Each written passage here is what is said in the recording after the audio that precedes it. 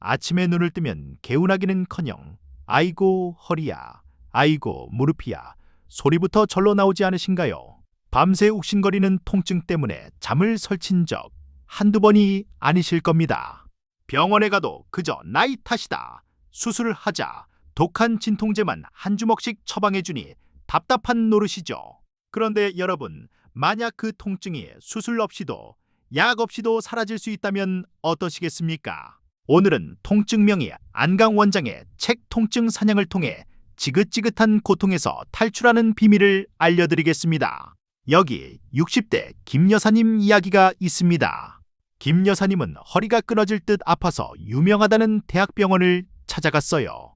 의사 선생님은 MRI 사진을 보여주며 디스크가 터졌으니 당장 수술해야 한다고 겁을 줬죠. 수술비도 걱정이지만 주변에서 허리 수술 잘못했다가 평생 고생한다는 말을 들어서 김 여사님은 덜컥 겁이 났습니다.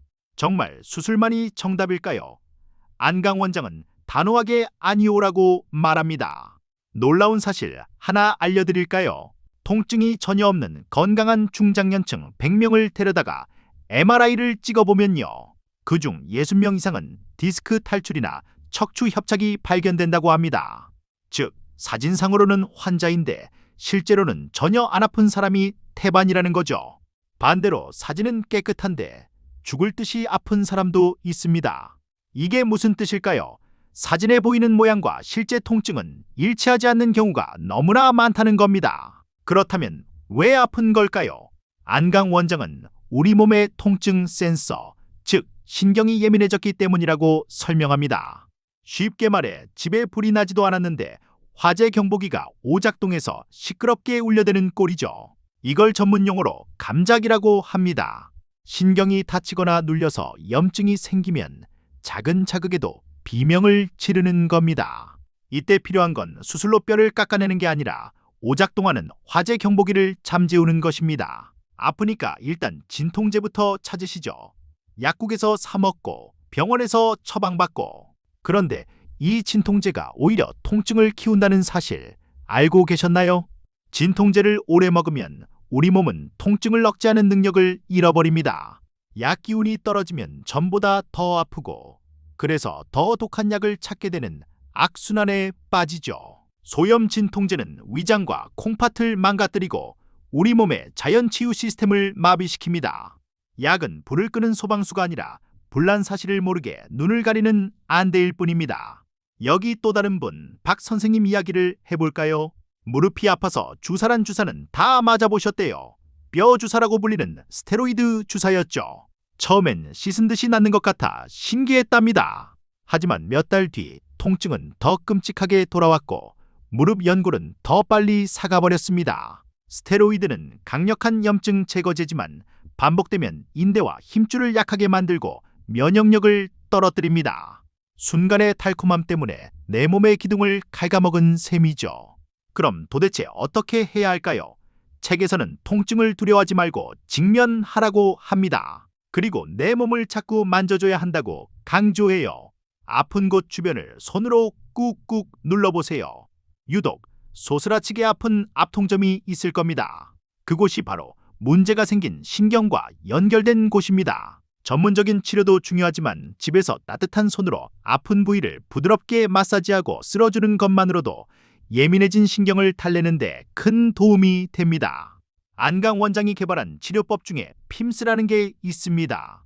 이건 수술칼을 대지 않고 특수 바늘로 좁아진 신경구멍을 넓혀주고 유착된 곳을 떼어내는 시술입니다.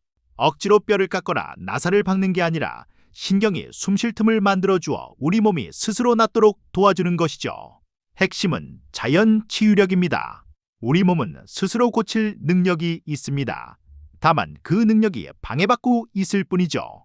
그 방해물만 치워주면 됩니다. 아프다고 누워만 계시면 절대 안 됩니다. 척추관 협착증이든 디스크든 움직여야 낫습니다. 물론 무거운 걸 들거나 격한 운동을 하라는 게 아닙니다. 평지 걷기 같은 부드러운 움직임은 척추 주변 근육을 튼튼하게 하고 신경으로 가는 혈액순환을 돕습니다. 통증이 조금 느껴지더라도 참을 만한 수준이라면 살살 움직이세요.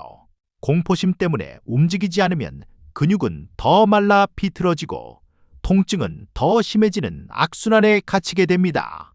통증은 몸에만 있는 게 아닙니다. 마음이 아프면 몸도 더 아픕니다. 자식 걱정, 돈 걱정, 배우자와의 갈등.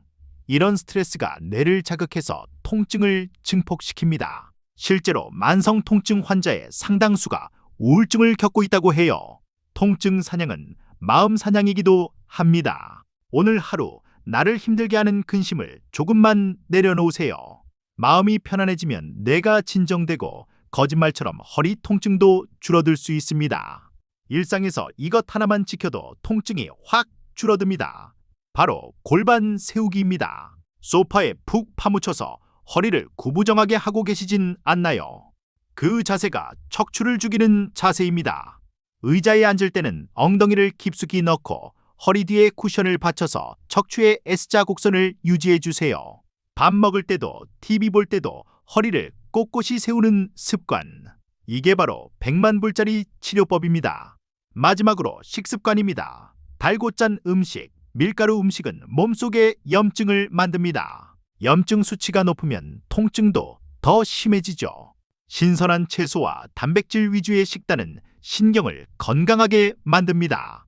특히 물을 자주 드세요. 디스크는 수분을 머금고 있어야 쿠션 역할을 제대로 할 수 있습니다.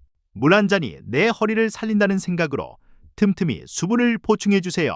어머님, 아버님, 병원은 도울 뿐 낫게 하는 건 결국 내 몸입니다. 의사 말만 믿고 덜컥 수술대에 눕기 전에 내 몸이 보내는 신호에 귀 기울여 보세요. 아프다고 움츠러들지 말고 내 몸의 자연 치유력을 믿으세요. 통증은 나를 괴롭히려는 벌이 아니라 이제 좀 쉬면서 나를 돌보라는 몸의 간절한 부탁입니다. 그 부탁을 들어줄 때 통증은 스르르 사라질 겁니다. 오늘 들으신 내용 중 딱 하나, 바른 자세로 앉기나 물 마시기부터 시작해보는 건 어떨까요? 작은 실천이 기적을 만듭니다. 오늘 내용이 도움되셨다면 구독과 좋아요 눌러주시고 주변의 아픈 친구분들에게도 공유해주세요. 여러분의 통증 없는 활기찬 노후를 응원합니다. 감사합니다.